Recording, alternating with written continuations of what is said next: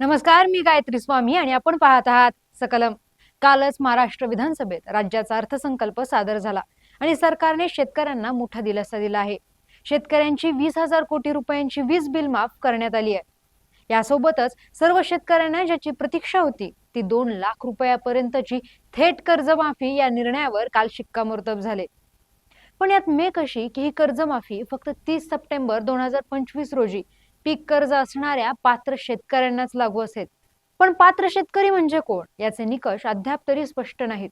जे शेतकरी कर्ज घेऊन नियमित परतफेड करतात अशा शेतकऱ्यांना प्रोत्साहन देण्याच्या हेतूने नियमित कर्ज परतफेड केलेली असल्यास अशा पात्र शेतकऱ्यांना 50,000 रुपये प्रोत्साहनपर लाभ देऊन सरकारने एक मोठ्या वर्गाला खुश केलंय.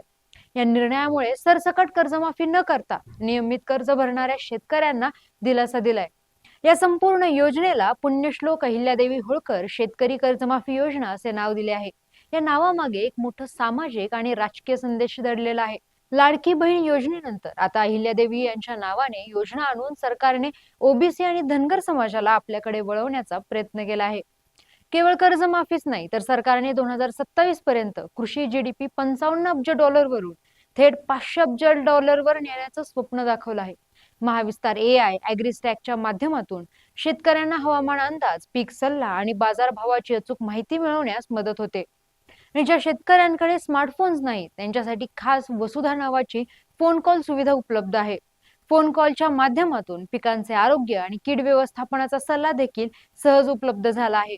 आदिवासी शेतकऱ्यांसाठी त्यांच्याच भाषेत उदाहरणार्थ देहवलीय व भिल या भाषेत सल्ला देण्यासाठी महाविस्तार एआयचा वापर केला जातोय.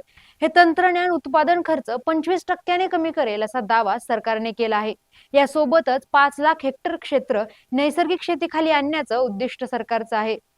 जिल्हा परिषद निवडणुकीत महायुतीने मारलेली मुसंडी कायम राखण्यासाठी हा अर्थसंकल्प बळीराजाला दिलेला मोठा दिलासा आहे.